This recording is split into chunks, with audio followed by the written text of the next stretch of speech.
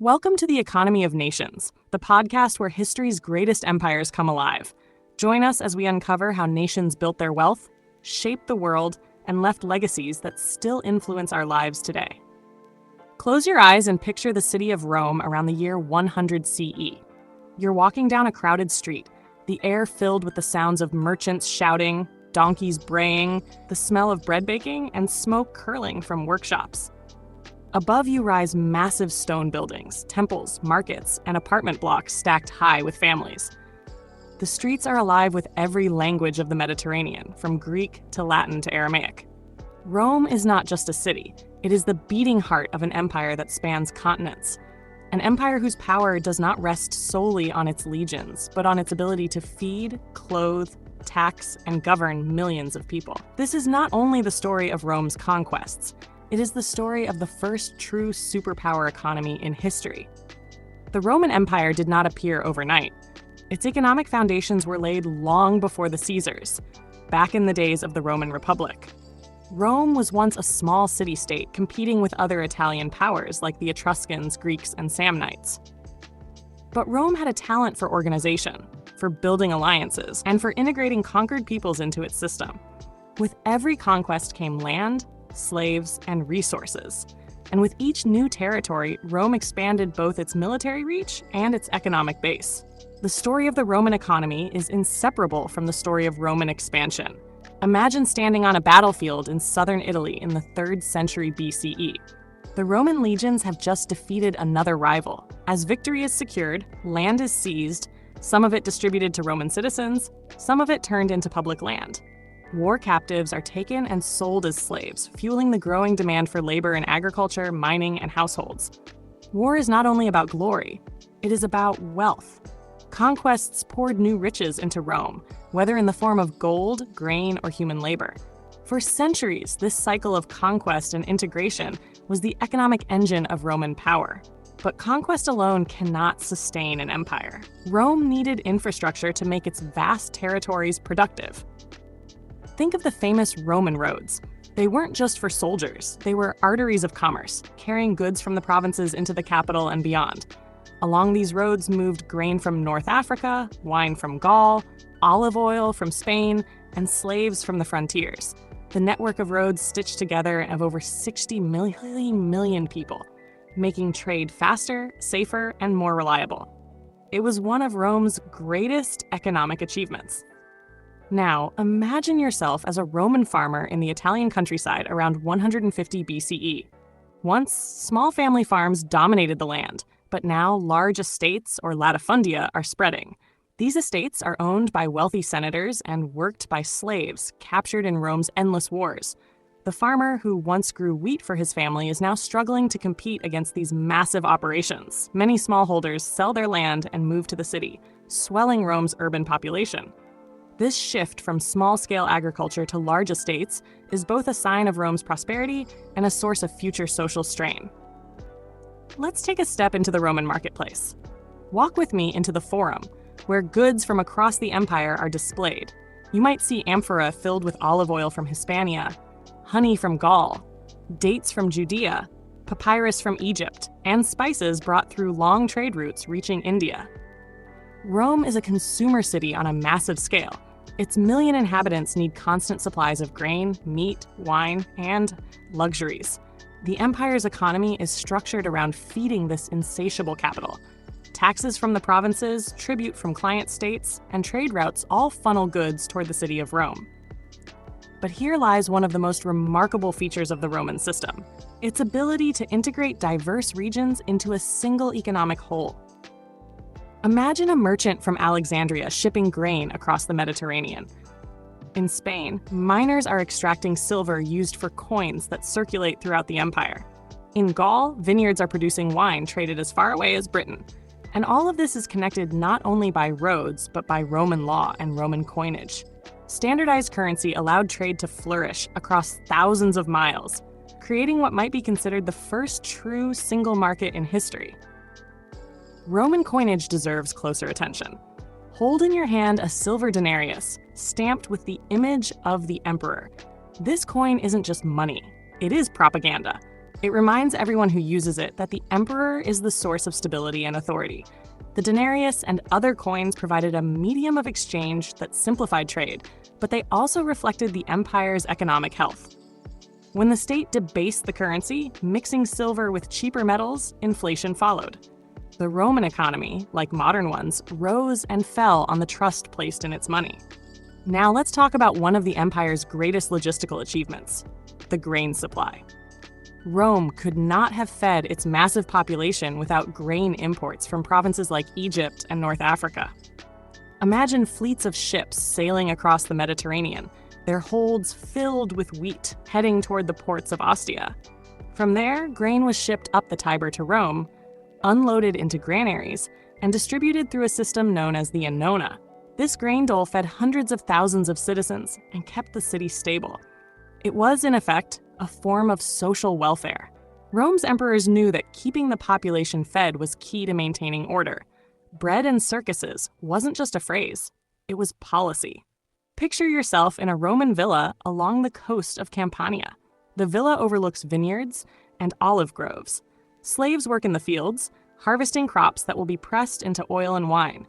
The wealthy owner enjoys luxuries imported from across the empire: glassware from Syria, fine linens from Egypt, and exotic spices from the East. This is the life of Rome's elite, made possible by the labor of countless others and the vast trade networks Rome commanded. The contrast between rich and poor was stark, yet both were tied into the same economic system, one that stretched from Britain to Mesopotamia. Rome's economy was not only about agriculture and trade. Mining played a huge role. Picture miners working deep underground in Hispania, extracting silver, copper, and gold. Others toil in the mines of Dacia or the quarries of Egypt, producing marble for Rome's endless building projects. These resources fueled both the economy and the empire's monumental architecture. The Colosseum, aqueducts, baths, and temples were all built with materials drawn from the provinces, a visible display of economic power. Slavery was another cornerstone. It is impossible to talk about the Roman economy without acknowledging that it rested heavily on forced labor. Slaves worked in households, fields, mines, workshops, and even on ships. Their labor was the foundation of elite wealth and the engine of large estates. At the same time, the reliance on slavery created vulnerabilities. Rebellions like that of Spartacus revealed the tensions in a system built on exploitation. And over time, the flow of new slaves slowed as Roman conquests declined, forcing the empire to adapt. Religion, too, intersected with the economy. Temples were not just places of worship, but also centers of wealth, holding land and treasures. Festivals and sacrifices stimulated local economies. Later, as Christianity spread and became the state religion, church institutions took on economic roles, managing estates and distributing charity. Faith and finance were never fully separate in Rome. By now, you can see how complex and interconnected the Roman economy was. But let's shift our gaze outward. Imagine standing on the edge of the empire, perhaps along Hadrian's Wall in Britain or at the deserts of Syria. Here, Rome's economy met the world beyond. Trade flowed across frontiers, sometimes officially, sometimes through smuggling. Roman goods reached India and China through intermediaries. Silk from China, spices from India, and gems from the East made their way to Roman markets, exchanged for gold and silver. The empire's appetite for luxury goods drained precious metals to the East, a concern that Roman writers often complained about. Even in antiquity, people worried about trade deficits. Now, picture the empire at its height under Emperor Trajan. The empire stretches from Britain to Mesopotamia, from the Rhine to the Sahara. Its economy is vast, diverse, and, in many ways, stable. But beneath the surface are challenges. Inequality is growing, currency is debased, and dependence on conquest for new wealth is becoming unsustainable. The seeds of future crises are already planted. As we close this first part of our journey, consider what made the Roman economy so extraordinary. It was its ability to integrate vast territories, to create networks of trade and taxation, to sustain a massive city with imports, and to project power not just with armies, but with markets. Rome was the first true global superpower, and its economy was both the engine of its rise and, eventually, a factor in its decline. Close your eyes again and imagine Rome not as a city, but as an empire in motion. Caravans cross the deserts of Syria, laden with silk and spices.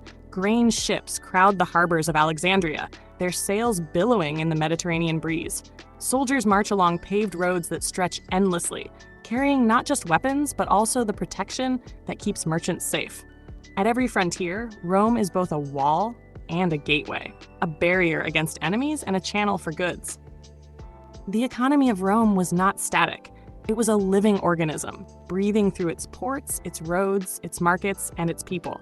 Let us wander into one of those bustling ports, perhaps Ostia, the lifeline of Rome.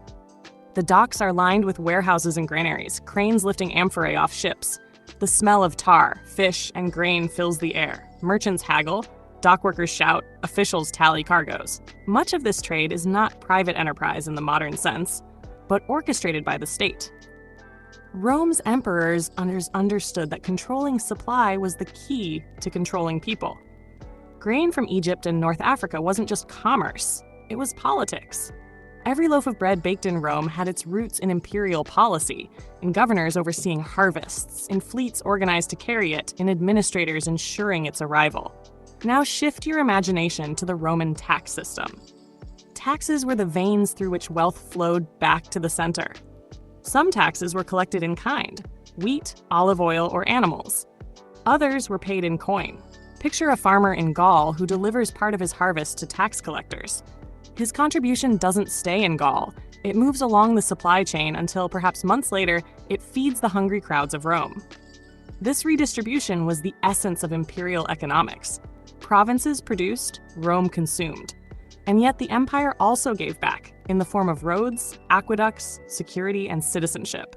It was an exchange, though often a heavily unequal one. We cannot ignore the human dimension of this system. The Roman world was filled with those who benefited and those who suffered. A senator in Rome might grow rich from estates in Sicily or North Africa, never once setting foot there. A local governor might exploit his position, squeezing the provincials for bribes and extra taxes. At the same time, a craftsman in Antioch or Carthage might find new opportunities, selling goods across a network that stretched further than ever before. The empire was a machine of wealth, but it did not distribute that wealth evenly. Now, imagine yourself inside the Roman Senate. Marble pillars rise around you, the air filled with heated debate. Senators argue about land distribution, taxes, or the costs of war. Behind every political struggle lies an economic question. Who controls land? Who pays for the armies? How do we fund public works? Economics was never separate from politics. It was at the very heart of Roman decision-making. Even the emperors, who seemed to rule with absolute power, had to keep a close eye on the empire's finances. A treasury could be emptied by reckless spending, a famine could spark revolt, and a shortage of pay could cause legions to mutiny. Money was as crucial as military strength. Let's take a journey into the Roman provinces. Imagine yourself walking through a bustling street in Antioch, one of the great cities of the East. Traders from Arabia bring incense and spices. Caravans from Persia bring silks and gems. Greek is spoken in the markets, Latin in the courts, Aramaic in the streets. Each city in the empire had its own local flavor, yet all were connected by the Roman system. Taxes flowed to the center, but wealth also circulated locally. Cities flourished under Roman rule, adorned with theaters, baths, and forums. This urbanization was both a cultural and economic hallmark of the empire. And yet, Rome's economy was not without fragility. Imagine an outbreak of disease sweeping through the empire, perhaps the Antonine Plague of the 2nd century CE. Suddenly, trade slows, harvests fail for lack of labor, tax revenues shrink. An empire so vast was resilient, but also vulnerable. Famine, disease, or war in one part of the empire could ripple outward, destabilizing the whole system. Rome's greatness lay in its scale, but that scale also magnified its crises. Let us pause for a moment and think about the role of the army in all of this. Roman legions were not just a military force, they were also an economic force. Imagine a legion stationed on the Rhine frontier. Thousands of soldiers need food, weapons, clothing, and pay.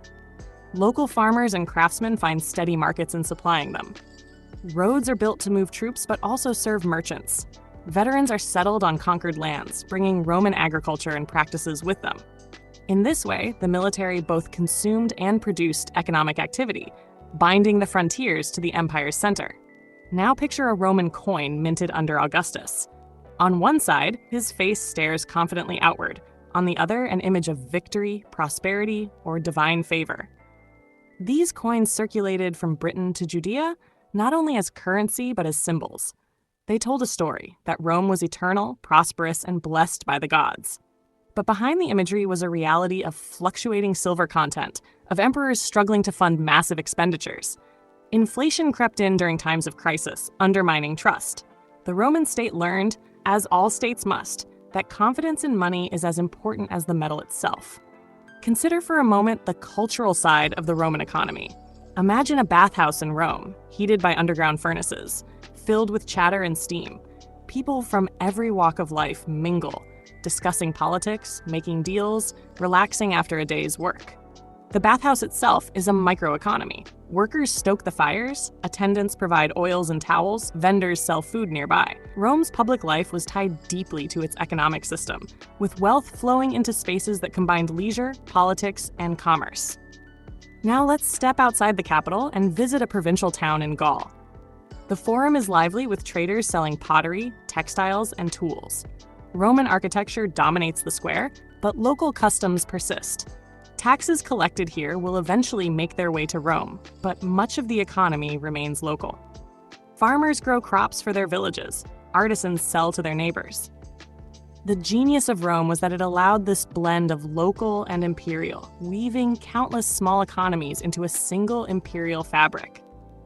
But we must also face the darker sides. Imagine standing in the mines of Hispania, where slaves toil in brutal conditions, breathing dust and swinging picks in the darkness. Many will die without ever seeing the surface again. Their labor fuels Rome's silver supply, which in turn fuels trade and taxation. Rome's wealth was not evenly shared. It was often extracted through human suffering. The grandeur of Rome, its temples, theaters, and monuments, was built on backs that history rarely names. Yet despite this, the Roman economy produced a sense of unity across its vast territories. Think of a trader in Britannia who accepts a coin minted in Rome without hesitation. Think of a farmer in Egypt who knows that his grain will feed citizens thousands of miles away. These connections, fragile though they were, made Rome more than just an empire of armies. It was an empire of exchange, a world where goods, ideas, and people moved in ways unprecedented in history. As we move further into Rome's story, imagine the empire under its so-called 5 good emperors. Stability reigns, roads are secure, trade flourishes, wealth flows in from every direction, and Rome seems invincible. But history teaches us that no empire is invincible. Beneath the prosperity, challenges brew. Economic strains, class tensions, and the limits of conquest. For now, Rome basks in its golden age, but as every golden age, it will eventually pass. Now imagine the empire in the 3rd century CE. For centuries, Rome seemed unshakable, but cracks are forming. The frontiers are under pressure from invading tribes, civil wars erupt as generals fight for power, and the economy begins to falter. Inflation spirals as emperors debase the coinage further, mixing more copper into silver coins. Confidence erodes, and prices rise. Farmers abandon their lands, trade routes grow less secure, and the once steady flow of goods begins to slow. The Golden Age is dimming, and the empire faces challenges unlike any before. Picture the city of Rome itself during these troubled times. Grain shipments from Africa and Egypt are disrupted, leading to shortages. Crowds that once depended on the grain dole grow restless. In the Forum, markets are quieter, and merchants struggle. The vast machine that once fed and clothed millions is sputtering. The empire that once seemed eternal is straining under its own weight. Consider the burden of the military. Rome's armies remain vast, but they are expensive to maintain. Soldiers must be paid, fed, and supplied, and as crises multiply, the costs skyrocket. To pay for this, emperors mint more coins with less precious metal, leading only to further inflation. Imagine a soldier holding his pay. The coin feels lighter, the silver content less, its value diminished. Trust begins to fray not only between rulers and ruled, but between the very currency and those who use it. And yet, the empire endures, adapting in creative ways. Imagine the reforms of Emperor Diocletian at the end of the 3rd century. He tries to stabilize the empire by restructuring provinces, introducing new taxation systems, and even issuing edicts to fix prices and wages. Picture a notice posted in a provincial market, setting strict prices for grain, wine, meat, and cloth. But these controls cannot stop the tide of inflation and scarcity. People ignore the prices, trade moves underground, and the black market thrives. Diocletian's reforms reveal both the ingenuity and the desperation of a system struggling to survive. Then comes Constantine, who introduces a new gold coin, the solidus. Imagine holding one in your hand, bright, heavy, and pure. Unlike the debased silver denarius, the solidus restores faith in money. It becomes a stable currency, used for centuries in both the Roman and Byzantine worlds. In this way, even in decline, Rome innovates, leaving behind legacies that will shape future economies. But the challenges are not only economic. Imagine the empire split into East and West, with Constantinople rising as a new center of power.